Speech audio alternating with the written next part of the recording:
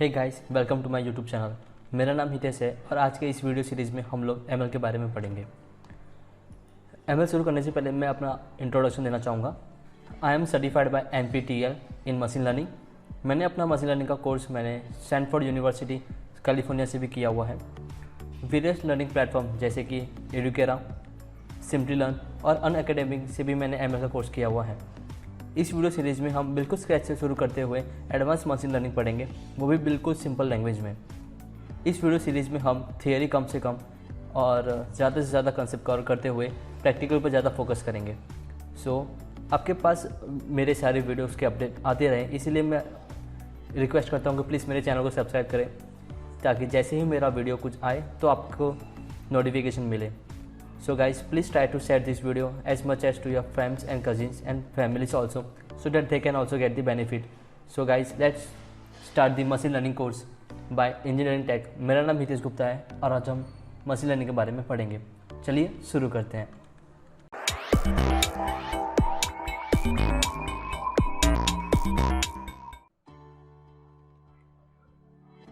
So basically guys, जब भी हम मशीन लर्निंग या गूगल या कहीं भी सर्च करते हैं तो हमें बेसिकली ये डायग्राम देखने को मिलता है।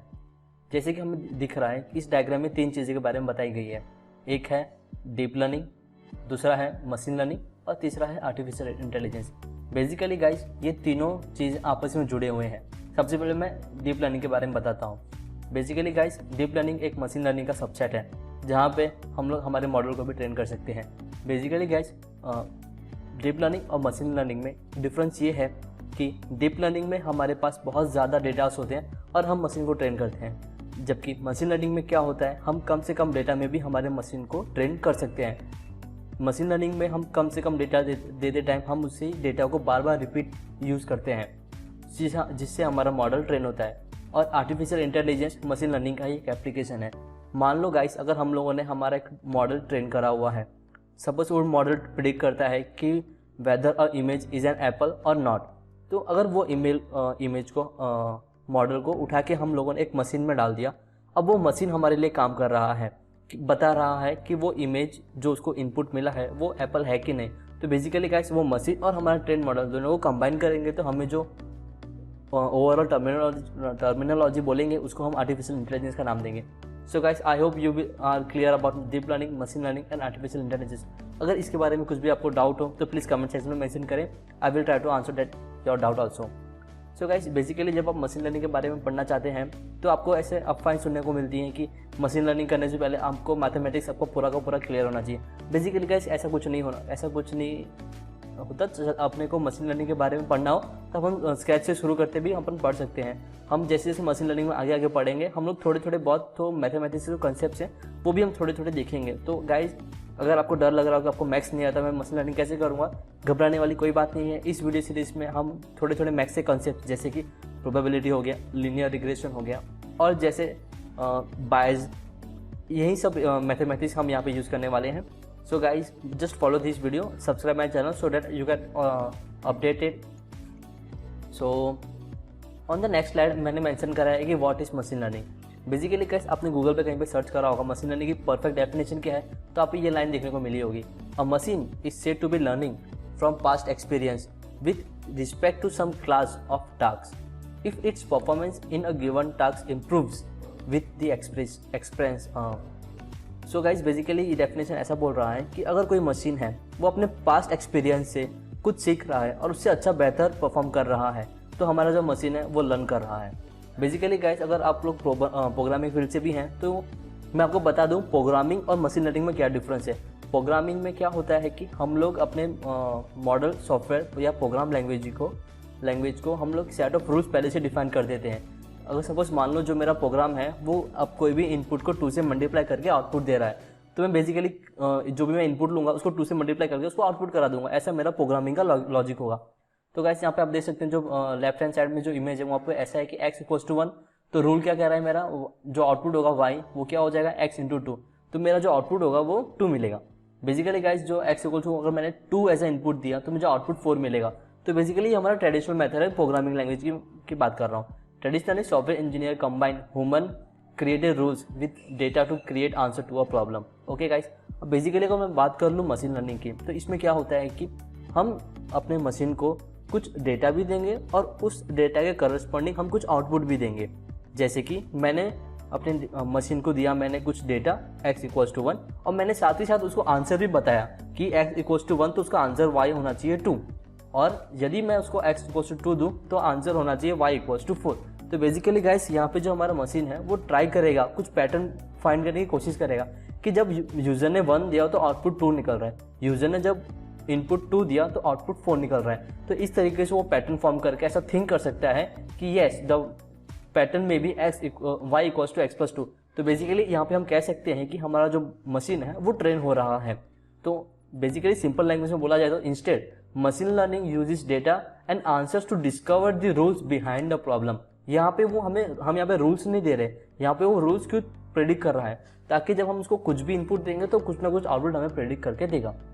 सो guys I hope you will clear about the machine learning, कैसे कॉन्सेप्ट से कैसे प्रोग्रामिंग लैंग्वेज अलग है हमारे मशीन लैंग्वेज से। बेसिकली गाइस जब हम मशीन लर्निंग शुरू करेंगे, हम जब हमारे मॉडल को ट्रेन करेंगे तो उसके लिए कुछ सिस्टम रिक्वायरमेंट्स होती है।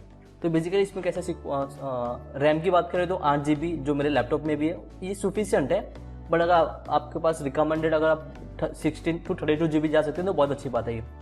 CPU guys Intel i4 4 course होगा तो कोई दिक्कत नहीं है। अगर i7 i8 और i9 जो मार्केट में अभी लेटेस्ट है वो आपके पास हो तो बहुत अच्छी बात है, वो रिकमेंडेड है। GPU की बात करें तो गाइस बेसिकली हमें जब कुछ न्यूरल नेटवर्क्स की तरफ जब हमें ट्रेन करना होगा हमारा मॉडल, तो बेसिकली गाइस हमें GPU बहुत यूज़फुल लगेगा। तो अगर आपके पास लैपटॉप में GPU नहीं है तो घबराने वाली बात कुछ नहीं है। मैं भी उसका तोड़ बताऊंगा हम कैसे बिना GPU के अपने मॉडल को ट्रेन कर सकते हैं। मिनिमम रिक्वायरमेंट GPU में NVIDIA 1650 और रिकमेंडेड है NVIDIA 1080 Ti या 2080 Ti 11 GB। ऑपरेटिंग सिस्टम की बात करें तो गाइस विंडोज़ मिनिमम रिक्वायरमेंट है। अगर आपके पास लिनक्स है तो बहुत अच्छी बात है। अगर आप मैक ऑपरेटिंग सिस्टम यूज़ कर रहे हैं गाइस तो ऑन नॉर्मल एवरेज लेवल पे मैक OS सिस्टम भी बहुत अच्छे से काम करेगा। पर बाकी जब हम बात करें जो मार्केट में जो लेटेस्ट टेक्नोलॉजी जो आ रही है मशीन लर्निंग के बारे में, तो वो मैक ऑपरेटिंग सिस्टम के द्वारा उतने कंपैटिबल नहीं है। तो गाइस मैं रिक्वेस्ट करूँगा आपको कि अगर यदि आप मैक OS यूज़ कर रहे हैं तो प्लीज़ इसमें आप वर्चुअल एनवायरनमेंट सेटअप करें जिसमें आप लिनक्स इंस्टॉल कर लें। तो ये हो गया हमारा मिनिमम रिक्वायरमेंट। अगर हम बात करें टाइप्स ऑफ मशीन लर्निंग की, तो आपने कहीं रिसर्च करा होगा तो आपको पता चलेगा कि 3 टाइप के मशीन लर्निंग होते हैं, supervised, unsupervised and reinforcement learning.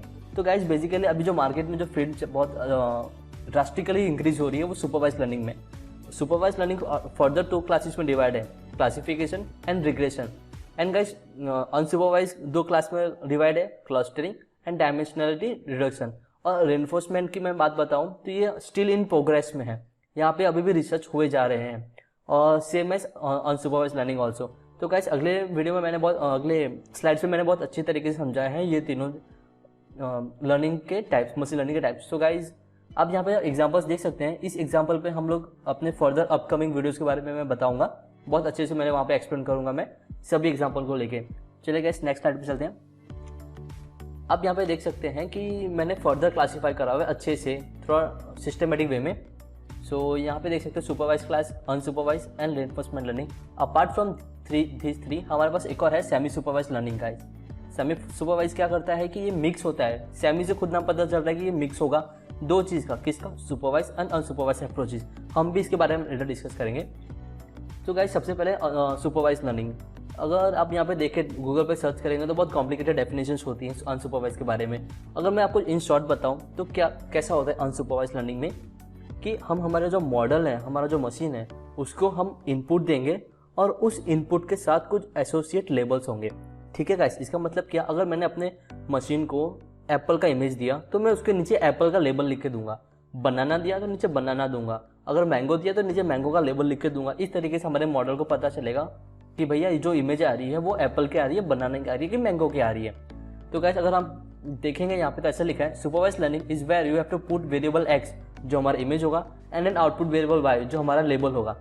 So and use an algorithm to learn the mapping function from the input to the output. Okay guys, वो हमारे मैप करेगा, हम जैसे लेबल देंगे उस तरीके से वो मैप करेगा। अब नेक्स्ट स्लाइड पे मैंने बहुत अच्छे से समझाया। यहाँ पे देख सकते हैं कि हमारा जो इनपुट है वो कुछ एप्पल्स है, मैंने अपने एल्गोरिदम को दिया। हम मशीन लर्निंग के लिए भी कुछ एल्गोरिदम्स यूज़ करते हैं, इस एल्गोरिथम्स के बारे में मैं अगले नेक्स्ट वीडियो में बताऊंगा, जहाँ पे हम कौन से टाइप्स ऑफ मशीन लर्निंग में कौन से एल्गोरिथम्स यूज़ करेंगे और उन सबका यूज़ कहाँ किया जा सकता है, सबका स्पेसिफिक यूज़ है और कहाँ यूज़ करेंगे वो भी हम अगले वीडियो में डिस्कस करेंगे। सो गाइस देख सकते हैं यहाँ पे मैंने इमेज दिया एप्पल का और एप्पल का लेबल दूंगा, यहाँ पे मेरा इमेज ट्रेन होगा और हमें आउटपुट मिलेगा। फिर जब प्रेडिक्ट करने की बात आई तो मैंने उसको एप्पल दिया विथ अनदर कलर, तो भी उसने प्रेडिक्ट करा ये इट इज एन एप्पल। सो हमारा मॉडल अच्छे से ट्रेन हो चुका है। सो गाइस यहाँ पे सुपरवाइज लर्निंग ऐसा होगा कि आप देख सकते हैं डक है, यहाँ पे डक का नीचे लेबल है, यही डक है तो डक के नीचे लेबल है, हर इमेज के नीचे लेबल है। हमने उसको ट्रेन करा, हमें एक मॉडल मिला प्रेडिक्टिव मॉडल, उस प्रेडिक्टिव मॉडल में हम लोगों ने हमारे एक इमेज को पास करा डक। ये आप देख सकते हैं जो डक का इमेज है वो हम लोग जब ट्रेन कर रहे थे हम तब हमने यहाँ पे पास नहीं करा, और जब इसने हमें आउटपुट दिया, जब मैंने प्रेडिक्ट मॉडल में पास करा इस इनपुट को, तो हमें आउटपुट मिला yes it is a duck. So guys unsupervised learning में क्या होता है, अनसुपरवाइज लर्निंग में ये होता है कि हम लोग जो भी इमेज फीड कर रहे हैं उसको हम लोग कुछ लेबल करके नहीं दे रहे, हमारा मॉडल खुद प्रेडिक्ट करेगा कि भैया जो मुझे इमेज मिल रही है वो किस कैटेगरी की हो रही है। अब कैटेगरी की बात करें तो अलग अलग क्लस्टर्स फॉर्म कर देता है कि yes this type of images form in cluster A, this type of images fall into cluster B. So basically guys इस तरीके से हमारा इमेज क्लासीफाई होता है। आप देख सकते हैं कि जब हम लोगों ने इसको इमेज फीड करा तो इसने बताया कि डक्स के सारे इमेजेस ने इस साइड क्लस्टर कर दिए, उसके बाद उसने सारे बनीज के इमेजेस इस साइड क्लासिफाई कर दिए और मॉन्स्टर की एक जगह क्लासिफाई कर दिया। यहाँ पे हम लोग लेबल को स्पेसिफाई नहीं करते इमेज के साथ। और रेनफोर्समेंट लर्निंग में क्या होता है गाइस कि यहाँ पे हम अपने मॉडल को एज अ सर्वेंट नहीं बोल सकते, अपने इसको कुछ ट्रीट देंगे। अगर उसने हमारा जो प्रिडिक्ट है वो अच्छे से प्रिडिक्ट करा, अगर इसने गलत प्रिडिक्ट करा तो हम उसको पनिशमेंट देंगे। मैं आपको अच्छे से एलोबरेट करके बताता हूँ। आप इस इमेज में देख सकते हैं पहले इमेज में कि उसके मालिक ने उसको खाना दिया तो उसको लालच आ गई। ठीक है गाइस, उसको पता चला कि हाँ भाई कोई कंडीशन नहीं है, यहाँ पे उसने खाना मिला तो उसको लालच आनी थी। दूसरी बात क्या हुआ कि उसके मालिक ने खाने की जगह खाली बैल बजाई तो उसने कुछ रिएक्ट नहीं करा।